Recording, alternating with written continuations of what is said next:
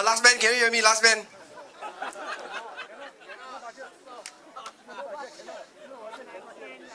Okay, we chill today we chill No personal attack not like yesterday People say some things say gambling all. Hey, hi Prashant. Hey. Okay. Ooh. So there's only one thing we are going to remember how to say.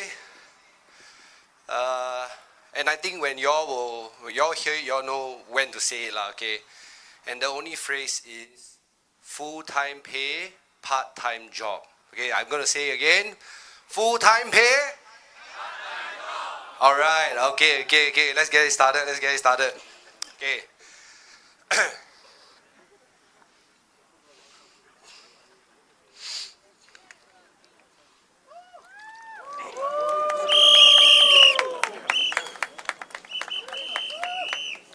Is Daryl here? Daryl, the other independent candidate, he's not here yet. I think he's still busy. Anyway, later y'all see him, y'all try not to hug him too tight. He's very frail. He'll be here to do meet and greet with y'all here He cannot come here because if he come here, both of us go jail. Okay. Okay. This is the first independent rally since 10 years ago. So give it up. I know, because I was there also. But this time, we are going to have a real chance of getting the first ever independent candidate into parliament. Before we go on to talk about our lives here in Mountbatten and Singapore, let me address some of the things that were said about me yesterday. Right? Mr. Lim Biao Chuan said that he never heard of me before. Yesterday in the speech at this very place. Actually, it also sounds very much like Go Suki. Nobody has heard of her before. Okay. In fact, nobody even heard about her policies before. All I have is a video of her saying she wants diversity and she's a renegade. Beyond that, I don't know what else she offers. In fact, she told me this twice in the nomination center. She says her PAP colleagues know she's fiercely independent and will never be afraid to challenge the party. Who believes that? Right. In fact, if you are so independent, you should come and join me instead. We can both run the town together. At least since 1st of April, April Fool's Day, my website has been available to the public. All of my policies has been on that site. Statistics as well. I know that this news cycle during the election will be full of mudslinging. People saying bad words to each other, saying racial slurs to each other. To my brother out there, Arifin, I hope you are doing well and I hope you win. So I kept all the receipts on my website. It doesn't matter if you believe the policies I advocate for are going to be implemented or not. It doesn't matter if you disagree with me. I encourage the disagreement. I think you guys have seen me go on Reddit and Hardware Zone to fight every single troll. But the reality is, I've been walking the digital grounds and the physical grounds. It is important for me to actually know what people online say. Because people online, they have a very thorough discussion on the statistics, and that is what I always encourage. That is the value of an independent candidate. I'm not going to stray away from policies that are inconvenient to speak about and hurt my fellow Singaporeans and my fellow residents of Mountbatten. So even if you don't like what I propose, I agree with your disagreements, and go online to see on my website the state of government, the statistics on inflation, on crime, on unemployment, on how we are all affected about our mental health. I highly encourage everybody to develop that sense of awareness of what the government is doing to us and the policies that can be formulated only when we have an open discussion on the data. So go check out my website, click on state of government. There is a dark mode, there's Chinese translation, there's Malay, okay? No excuses. Okay, so, you know, people always ask me, why do you suddenly come out of nowhere? Why do you, spring out into politics? The truth is, I have been silently preparing all these stats for 3 years. These things take time. We don't want the PAP to get away with the things just because we all have short-term memory, right? But not only that, not everything must be out in the public. What if my residents here suffer the same fate as Chisun Juan? What if Mountbatten no longer becomes the same SMC in the next election? What would you have me rather do? I would have rather stayed quiet and put up a great fierce fight over the last 9 days. I know it's important for me to rise up because my very own constituency experienced a walkover. Who's from Marine Parade, Braddell Heights here? Walkover sucks, right? It's terrible, right? Yeah. So if I didn't step up, there will be a walkover in 2 places. One where I live and one where I really care about. Okay, by the way, this crowd size is already double of what yesterday's PAP crowd size was. Okay? Okay? And they borrow volunteers from Marine Parade because Marine Parade walkover, they're very free. They all just come and tompang. Okay? Okay, so, you know, the Straits Times headline was published, right, that Ms. Goh wanted a clean fight with me, which is also what she told me on nomination day. I'm very sure that my residents here already know my stance about Ms. Goh. I was very candid and very friendly, and I told them I really respect her. But yesterday's speech looks like some PAP perm-sec wrote for her, and then tell her just run with it. Okay, so I took her word for word that she just wants to focus on her own strengths and what she can provide for the residents. So in all my interaction with the media, in interviews with members of the public, that's exactly what I did. I never once mentioned her other than saying she's a political newcomer just like I am. Lawrence Wong himself has criticized negative policies and attacks against individual candidates. My residents can attest to this.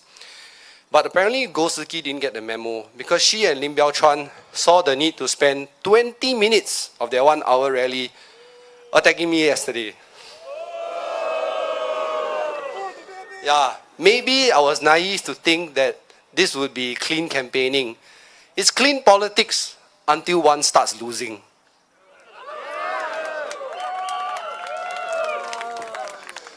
Maybe at this point, she views me as a real threat, and that asking voters to choose her on her own merits wouldn't be enough to win. Maybe she doesn't really have anything meaningful to say about why she would be a good candidate, the best candidate, other than, trust me bro, I volunteered with PAP 13 years already. Maybe, given how long she's been in the PAP, it's just her and the party's DNA to engage in negative politics. She did try to disparage me as a candidate, attacking my credentials and questioning my motives and credibility, so I have no choice but to respond. Ms. Goh, you brought this upon yourself. I'm so sorry. So, the first comment that I had from Mr. Lim Biao-Chuan yesterday, he said, there's something about Jeremy Tan's language that I don't quite agree with. But I think, you know what, Mr. Lim? I think more Singaporeans sound like myself than Ms. Goh or yourself, you know. I think perhaps it's because we speak different languages that you have been tone deaf to your residents. Okay. So, I've kept receipts. I'm a very vindictive person. So, one of your residents told me that when he approached you for his concerns, you told him, and I quote, "You think so easy to do this job, you run for office law." He's volunteering here, by the way. I tell you, later you all can go look for him. Another one of your residents told me that when he messaged you on Facebook to say, "Hi, Mr. Lim," you told him, "You should start with good morning, Mr. Lim." I got the receipts, so I can actually forward it to them. Don't bofma me, okay? I may jokingly call myself Encik Bitcoin, but he is the one behaving more like the Encik. And then on your community, they say that, you know, there's the RC network, there's the community of volunteers, right? But let's really talk about community. Your community has really not liked the way it is run ever since you went into ORD mode. Okay, they reach out to me and tell me they don't like how people are parachuted into places inside Mountbatten from outside Mountbatten. They don't like that there is no transparency in managing the volunteer network. They don't like that the same programs are being run over and over again in the youth network. Nobody really wants to change anything and introduce new life and new products and new events into Mountbatten. So that's what the feedback I've gotten from the youth voters. The ones that are still in university, the ones that are having trouble to find jobs, and the ones that are actively volunteering in Mountbatten. So for Mr. Lim Biao Chuan, please know, you have been ORD mode, so there must be a handover. Now, it will be me, but let's find out why, right? Okay. He also talked about the active aging centers. He said, does Jeremy know anything about active aging center? I play basketball with Kenny from the active aging center. We talked about issues in Mountbatten and the food bank. He wants to thank Mr. Lim Biao Chuan for a good job, but he's happy to work with me. Lim Biao Chuan himself, when bringing Gosuki around, by the way, residents of Mountbatten, you are voting for Gosuki or Jeremy Tan. It's not Lim Biao Chuan plus Gosuki versus Jeremy Tan. Okay, on the ballot paper, got lightning and got dog. You choose the dog. Okay.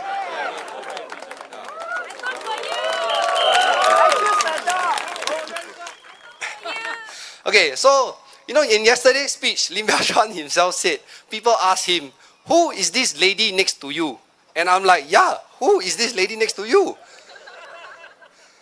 The volunteers were shocked, I went to some house visits and they told me, some of them only know Gosuki is running on Easter Day itself. What kind of leadership transition is this? Is it that the PAP just think that Mountbatten voters are supposed to be suckers and accept anything thrown to them? No, right? That is just taking my residents and their sincerity for granted. Okay, and on the last point of him being on ORD mood, this year, who wants to take a guess how many questions he asked in Parliament? First 4 months of Parliament. Who wants to take a guess? Just shout. Zero. No lah, cannot zero lah. So kena tekan lah. Okay, y'all can find the truth, but it's 10 questions.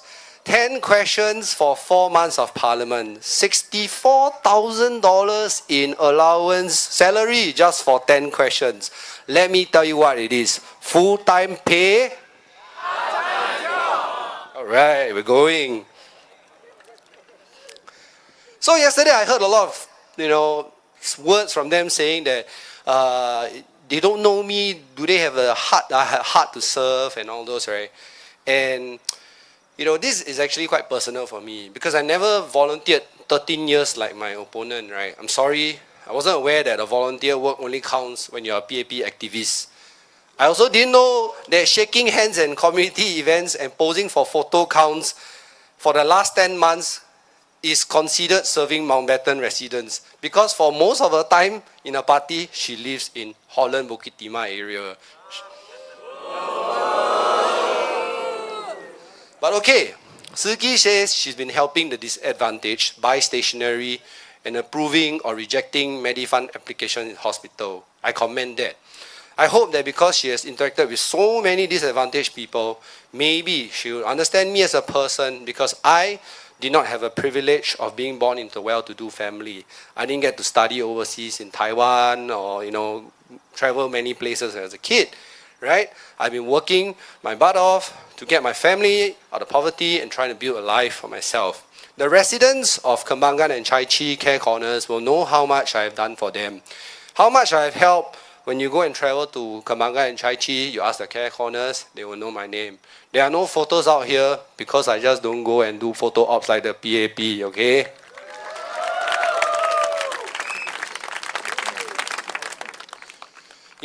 Why do I do this? I didn't need to join a political party to do all this, to only help those that support or vote for the party. My opponent questions my motivations because she hasn't really watched any of my interviews, but we know her motivations because we've watched and what she said in public. In a speech at the PAP's annual gathering in 2021, she talked about why she joined the party, and I quote, My motives were powered by my motherly instincts. After GE2011, I was concerned, very concerned about the future of Singapore. I wanted my son to be part of a system that rewards merit and honest work. Well, if that's the case, then we must consider seriously if her children has benefited from alumni affiliation or not, which is a policy that doesn't exactly reward merit and hard work. It exacerbates the problem of inequality. It gives people ladders to climb very quickly on the basis of no hard work. She would not dare to argue against this. It goes against the PAP's party politics.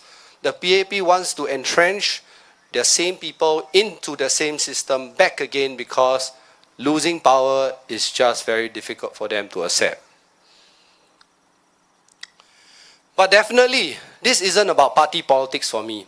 I didn't join any party because I think I can directly represent voter interests, not the party interests. That is the value of an independent candidate. When things are difficult to talk about, I will help talk about it. When things require your attention before Parliament, I will work on it. We don't need to wait for a Meet the People session. We don't need to wait for a complaint email. We do not need to wait for the 2 sittings in Parliament before we get this done. I think I showed you how I've walked the grounds, I did the house visits, and I will continue to do that. So, the next thing they tried to attack me was on town council experience. The ironic thing about this criticism is that Goh Sik herself has no experience running a town council. Mr. Lim Biao-chuan said it himself. He said, she can call me anytime. But he will be retired, taking care of his mother. That's what he said. Unfortunately, Mr. Lim didn't give me his phone number, so I don't think he will care what happens to the town council if I win, right? In practice, Mountbatten has always been managed by Marine Parade Town Council. So is he implying that they will abandon Mountbatten residents if you vote for me? I think you know the answer. Yesterday, Lawrence Wong said municipal upgrades from non-PAP areas are not going to be withheld anymore. So if the PAP is no longer going to hold voters hostage over town council matters, then my promise to the voters is that I will work hand in hand with the Marine Parade MPs to ensure that you are taken care of. Don't worry, I live there. I can attend the Meet the People session and see them directly.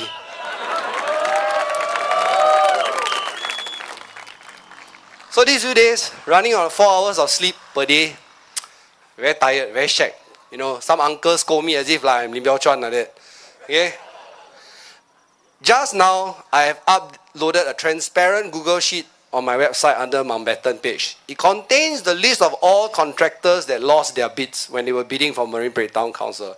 It contains the categories. It contains whether or not it affects Mountbatten. I have reached out to some of them and I'll be reaching out to more. If you have lost bids for Marine Parade Town Council before and it affects Mountbatten, my message to you is clear. Mountbatten is open for business. Let's assume that the PAP abandons you. I call Lim Biao-chuan, but he don't want to pick up. Okay, what happens? Look, people tend to say this in every election, that somehow the grounds are not swept, the garbage is not collected. Firstly, not to worry, all the contracts are good for another 2 years. We have a very credible and durable time that we are able to build out our capacities. So relax. But more importantly, let's look at history. Low Tia Kiang did not have experience. Cham Chi Tong ran twice as an independent before really breaking through. You know, I have spent the last 10 to 15 years bootstrapping, not taking any investments from people, building up my business and running a show where, you know, managing employees where they can work from home. Running a town council really is about making sure things are efficiently run, and that's the way I will do it. Right? Running a town council is running a business. It is a full-time job. It is a full-time job and not a part-time job. You are my customers that I need to keep satisfied. You don't pay me money. You pay me in trust and votes. Okay. So So I think maybe one of my residents here, he recounted this story to me. Okay, I was at his house, and this is at Dakota Breeze. It's quite a few of them. Their Telegram group, they asked me to go over to Cheng Me lah. They just scold me. I'm like, I have not even power. Relax. But anyway, this is the story he recounted for me. He directly asked Miss Goh when she visited, why won't you be a full-time MP like Jeremy Tan? Her response was, doing this full-time would hurt her law practice. I think it is quite clear that her heart is to watch out for herself first, not the residents of Mountbatten. Right? So it's important that I manage the town, I keep contractors accountable. We need to get the value for money and cut costs. I don't have friends of the party to hire as managing agents and who will squeeze the town council for every dollar, go to the the events and dinners to shake hands just to get nice contracts, right? I am not that kind of person, and we will not allow Mountbatten residents to be squeezed every dollar dry. I'm coming to the boring part, sorry. I've spoken to contractors, managing agents, maintenance companies. I've studied various town council tenders to understand all the different moving parts. Have no fear, I will run your town council well. I think Lim Biao Chan doesn't even know, let alone Ms. Goh. There's a huge, immense dissatisfaction of where the problems of the town council are. As it turns out, the ERP and the CRM software is terrible. The Microsoft Dynamics stack is just a flaming piece of garbage. Okay? It has so many bottlenecks. It integrates poorly with SingPass. It is not mobile friendly. The APIs are old, and when these things happen, more manual processes start to creep in. People start to CC, then the email chain very long. Then need to wait until after 5 p.m. then can clear. Then zero inbox is never going to achieve that, right? So on day one, I will rebuild the entire tech stack. I used to build ERPs back in my day running businesses. I had a warehouse, I had a shop, I had an office, yet all my employees chose to work on their own timing. They just schedule for each other the timing that they want, right? So that's how I used to manage my business. Ms. Goh says, right, I only have an AI paragraph on my website and I don't understand AI. Okay, so let's talk about AI, okay? Firstly, I think it's very important to know that I'm a software engineer by heart. I've been building these websites and apps for a long time. And if it can really help the residents of Mountbatten, we should really kind of invest in it. All right? We cannot have a system whereby people are just waiting for their time or their appointment to speak to your RC. We cannot have a system whereby you have to wait until 9 to 5. We need something that's more 24/7. Okay? So AI is really going to change a lot of things, and we will rebuild that stack from day one. It is actually my vision to create a digital town for Mountbatten. We engage the seniors using volunteers, so no tech at all, and we use the tickets that are created so that everybody in Mountbatten knows and is able to see what's going on, and they are able to help each other. We want a community initiative where people help each other, not just demand more and more from the town council. That will put a strain on the service and conservancy charges. That's not what we want. We want people of Mountbatten to help each other. 73% of people here live in private property. There's a lot of help to go around. We just need to know how to do it. We cannot just focus on one area and ignore others. And also, the managing agent fees are very high because the software is bad. Better tools and technology would enable our volunteers to have more transparency. A hybrid model is the best for Mountbatten because we are a small SMC. Investing well is also necessary. We cannot run away. We don't have the economies of scale to bid for, get the contracts, right? So we need to do these things to be here. Okay, so this is the worst part of the day I have to go to, okay? Lim Biao Chan wanted to talk about lifts. He asked me yesterday, do you know about lifts? So this part is going to be exciting for some of you. I don't know. I can't believe I'm talking about this because Lim Biao Chan wanted me to talk about lifts. I'm doing this for them because first time in the history of Singapore, Bitcoin as a word has been muttered by a PAP candidate in a PAP rally. So I must return my opponents a favor.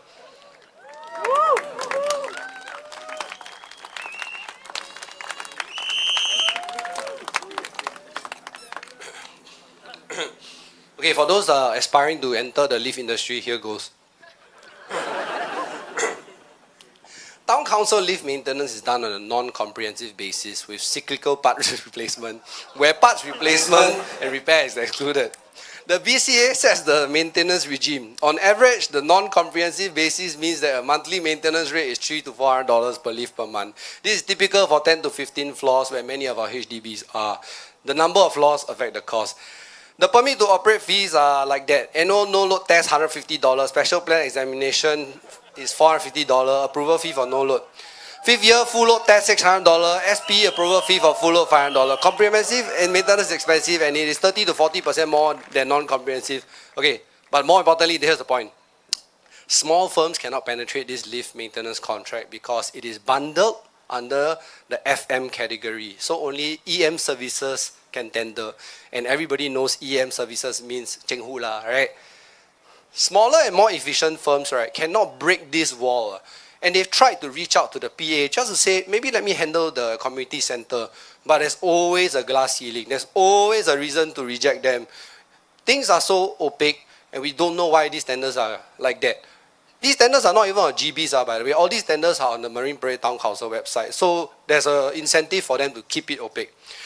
We need to be open-minded for the firms that are hardworking because we want them to serve us and we can save money, not raise SMC funds every year, right? And it's become very costly, SMC funds.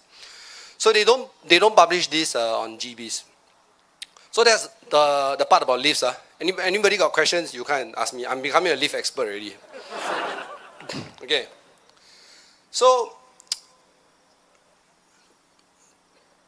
on cleaning, people really tell me, you know, cleaning how much? The answer is roughly about $8 to $11 per month per block lah. We have 62 blocks. Mosquito how much? $48 per month per block lah. Okay. So for all those people that tell me town council, you know, town council, you know, tomorrow you go ask Miss Gosuki these numbers. Okay, you go ask her.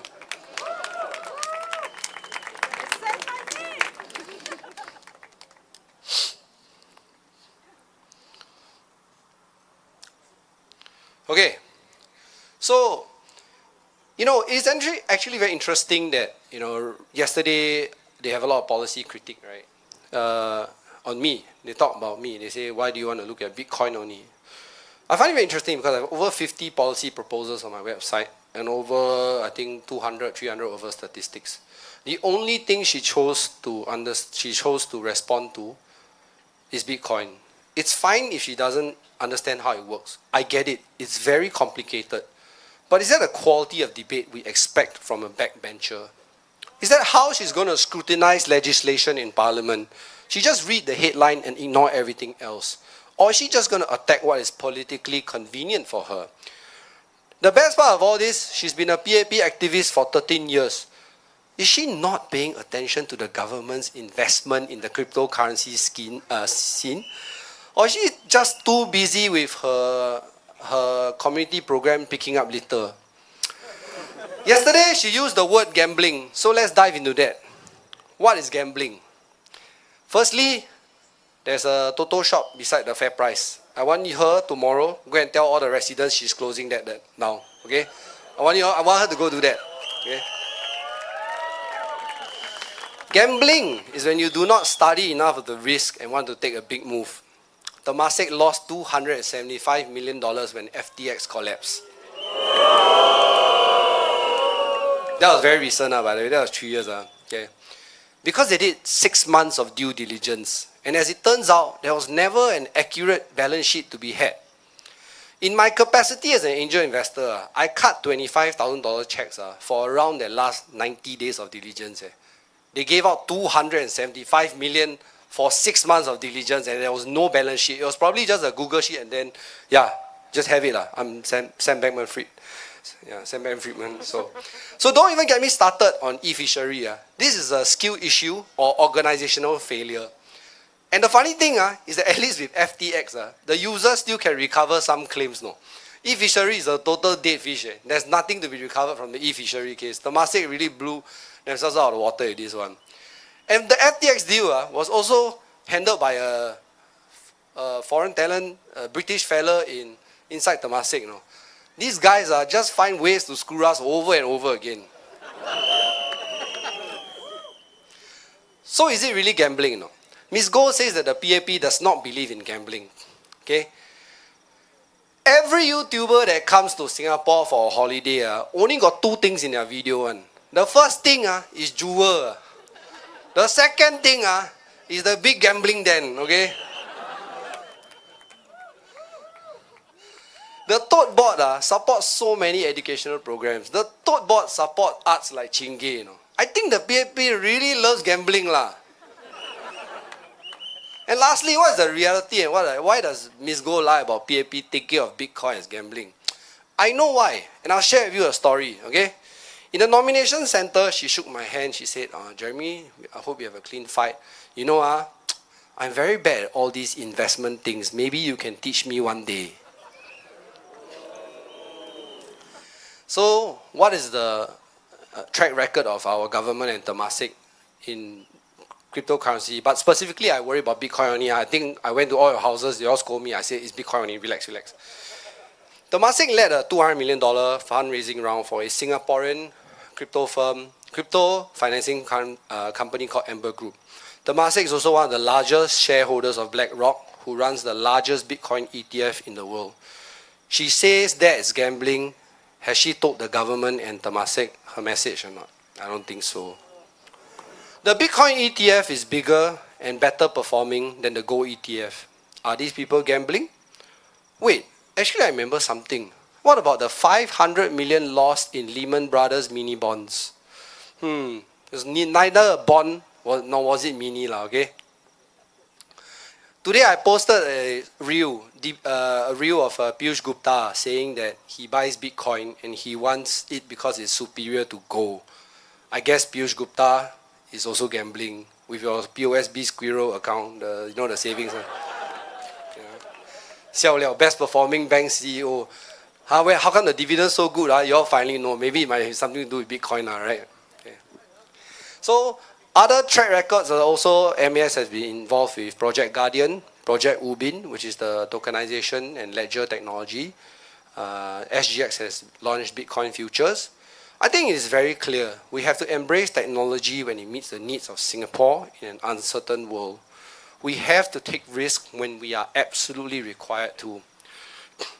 We know because the hopeless are the most courageous. How were we the most courageous? We look at what the MRT has done for us. We look at what Newater has done for us. We look at what Changi Airport has done for us. Singapore gaining independence was about being courageous, not about gambling, because we were hopeless. In 1967, when we moved away from the sterling pound to move to, back then, backed by gold US dollar, Lee Kuan Yew got scolded by the British commissioner. But his comment to them was, it matters what you issue, whether or not there is backing. And right now, we are suffering the cost of living problem because everything we buy in energy, in food, we settle in US dollar. And the US dollar is backed by nothing. So Miss Goh, I will come and teach you. Come and find me. I will give you some tuition on this. Actually, yesterday I saw gambling winners. The BTO lottery. 3-room Dawson flat sold for 933,000. Singapore Pools, 10 million. Yeah, so got some people say the 10 million they never hit, so they have to stay tired, cannot be retired. Sengkang flat went for 1 million also, right? I think yesterday, right? Yeah. So this is the real gambling lah. This is the lottery effect lah. If you get, very good for you lah. If you don't get, too bad for you lah. Okay. But more importantly, we must look at what has happened to us. What exactly is the state of our government? Okay, we have a record high number of F&B shutdowns since 2005. Half of Singaporeans have less than 135,000 in net worth. The companies that are forced to wind up hit a 15-year high in 2024, which is a 53% jump over 2023. More fresh graduates were unemployed. In fact, 12.9% in 2024, up from 10.4% in 2023. And this is a very disappointing next step. 91.3% of job growth in the last 3 years were to foreigners. And of the local job growth, we don't know how much of that was PR converted to Singaporeans. It also breaks my heart to know that there's an increase in debt collection from platform workers. MAS booked the highest ever loss, $30.8 billion, to fight inflation. 44% of Singaporeans do not believe they can ever attain financial freedom. In this time, 22.9% increase in wealth inequality in Singapore over the last 15 years. My question to my opponent is, what are your policies to deal with these questions, to these stats? And unfortunately, I have not seen anything come out of her mouth to deal with the cost of living issue, to deal with the unemployment issue, to deal with the fact that fresh grads cannot find jobs. People have to do 7 internships just to land jobs. My question to Ms. Gosuki is, are you doing this to get a full-time pay? But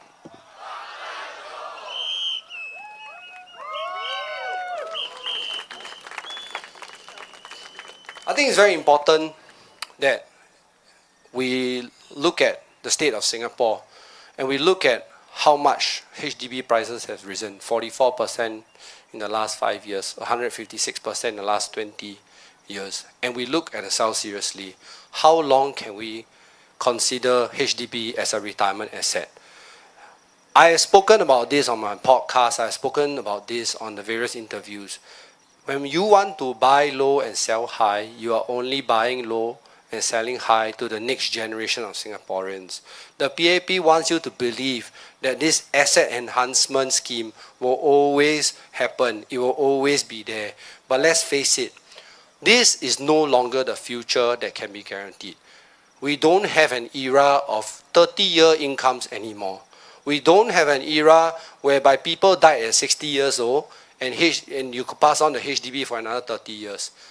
How do we know that these policies are failing? It is showing up very evidently in one statistic and one statistic only. Healthcare is our second highest spending item in our budget. What does this mean? It means that people's CPF have not been compounded for the basis of retirement, not been compounded for the basis of having medical insurance adequacy, but it's been compounded inside their flat. This is a problem now. We are spending $20 billion on healthcare every year, and Lawrence Wong himself said he won't have to raise GST until 2030. Now, you could take that statement to be read another way. Most likely GST coming again in 2030 lah. Okay? Yeah. Actually, okay, I tell you very important. This is Mountbatten. The people here pay a lot of GST. So whenever I go on house visits, I'm always bombarded with the question, how come we pay so much GST and then the government just keeps quiet on so many things? What are the things? NTUC Alliance, right? Simply go stun. OBU, okay? And then even the NRIC saga, Josephine Teo said, this is what she said. She said, I don't see why there's a need for banks to give authentication in the PDF. Last time, when I received the bank statement in my mailbox, I tear out, no need to have authentication. What? I didn't know Miss Josephine Teo gave everybody her mailbox key lah. Right? And we have all these problems that we are facing in Singapore, but yet the PAP still wants to have an opaque system. A lot of raising of taxes, a lot of giving out vouchers just as stopgap measures. They really don't know what they want to do with the future of Singapore. It is very important that we stop treating the HDB as a retirement asset because we are just hurting the next generation of people. It is very important that we give people the ability to compound their savings in inflation-proof assets, not the HDB. The HDB is a decaying lease, and the CPF, you know what? It changes all the time. The basic retirement sum goes up, the FRS goes up, the ERS goes up, retirement age goes up, and then they change the ruling around how much is paid out in the RA, CPF life also. We cannot keep looking at these two policies and continuing the way we have continued. And most importantly, and the last point I want to focus on is about AI. Look, jobs are being lost very quickly. We have the highest number of PMET retrenchments since the stat was first recorded in 1988. We are going through a period of change where the USA is starting to look like they are no longer becoming the reserve currency of the world, and China doesn't want to take that place. Singapore needs to act decisively by buying our own insurance policy. We need to start thinking of our economic policy for this, and we need to start thinking of it fast. The good thing is, we still have time. We still have time to craft the future we want. We just cannot ignore the geopolitical risk of being in the same way that we've always been. We buy all energy and food with US dollars. We do not have natural resources. We need to consider very seriously how we are going to get this done. Look, voters of Mountbatten, it's okay if you don't believe in Bitcoin, which is my solution for all things. But you look at my policies on housing, you look at my ideas on preventing scams, you look at the changes I want to bring to the education system. You look at how I want to protect Singaporean consumers, and I want you to look at how I want to make local politics more clean and more fair. Single-member constituencies and 3-person GRCs only. No more 5 and 4 people teams. I think this is what Singaporeans want. They say the EBRC is fair, but somehow somebody from PMO is inside the EBRC community. I don't know how it is fair like that, but yeah, it's fair, okay? If you keep Mountbatten the same shape, it is very fair. Okay. Look, I want to make local politics better. When I set out to run this campaign, I made sure that I wanted to do it at a high standard. I made sure that I ran politics in a clean way so that all future independent candidates or even single-member constituency candidates know this is the benchmark to clear. Do you think or do you feel that I have made this a high benchmark? Please tell me the truth. Okay, so for people on CNA Live, there are a lot of people voting for me. You also should vote for me, okay? Look, there's no party whip to silence me, and there's no party leader to force me to campaign on specific issues, okay? You vote for me, and I will fight for you.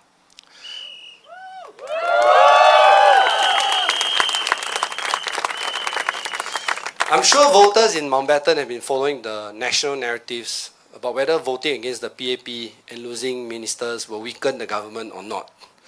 Thankfully, you do not need to worry about this. If Goh Soo Ki win, she's not going to join the cabinet anyway, okay? If she was, she said she volunteered for 13 years, right? The PAP would have waited 1 decade to call her, right? They didn't feel her in 2015, they didn't feel her in 2020, and when they feel her in 2025, they decided to put her somewhere that is the safest in Singapore, or the highest winning percentage for the PAP. Because they assume that the opponent will be either Lim Tian Kok Kok or one of his friends. Or walk over. Right? So, the PAP did not want her to face a tough opponent, or any opponent for that matter, because they were concerned about how she would look in comparison. It's quite telling that you see Lim Biao Chuan walking with her all the time. Lim Biao Chuan got a very elderly mother to take care of, but he still feels like Goh Soo Ki is a bigger problem that he needs to take care of, you know.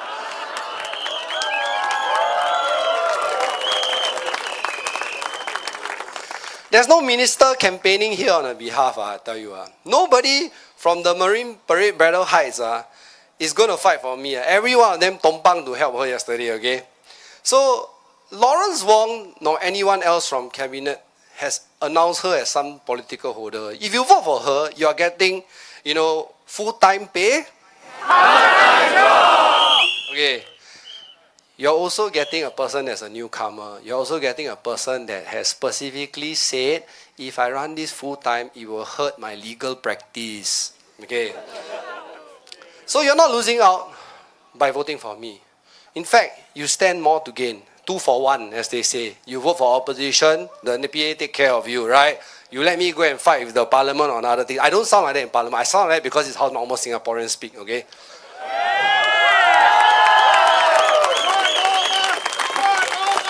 Right? Look, she's a newcomer. I'm a newcomer. I think it's very clear what she has to offer is out there, which is nothing. Okay? I've been very clear from day one. I gave you guys house visits. I gave you guys calls. I gave you guys video calls, right? I've been delivering the flyers. We covered. Hey, actually, you know, my volunteers, I want to thank you because as of today, we finished all the HDB blocks, the condos, and the landed. They say independent couldn't get this done. They say no resources. I don't know if Ms. Goh spent her resources well, but yeah. Look, if you want to vote in a backbencher that will sit quiet in Parliament because she has done all her talking behind closed doors, then you vote for Ms. Goh Soo-Kee, okay? But residents of Mountbatten, I got a better offer for you all. If you all want to be the constituency that makes history, that brings in Singapore's first ever independent political candidate in Parliament, and you want your voice to be heard loud on the national stage, then you vote me to be your full-time MP, Jeremy Tan for Mountbatten SMC. For democracy, for Singapore!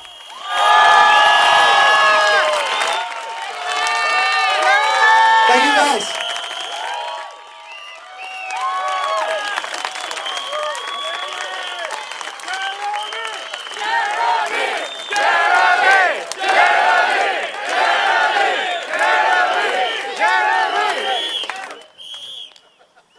Okay lah, got one article say I will use all my MP allowance for community programs. So that is true. I think it just came out only. Mothership say it just came out. Alright. Good night guys. Thank you, Mountbatten residents. Thank you, Singapore.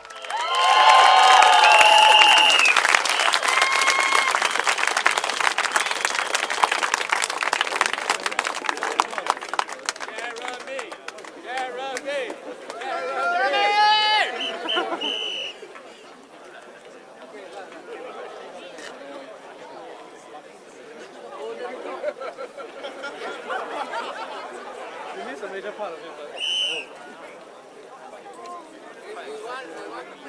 a good orator.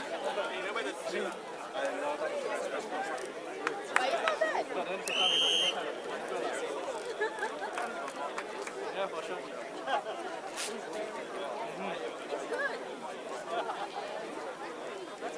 Yeah, he just another degree. Yeah.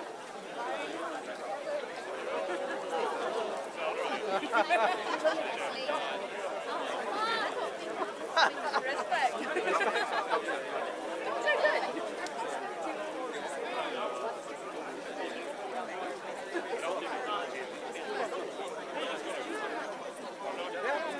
Mountbatten. 1, 2.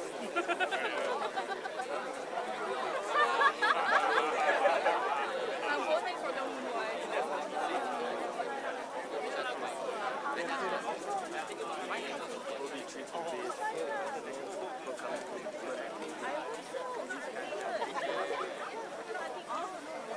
Wait, hunt.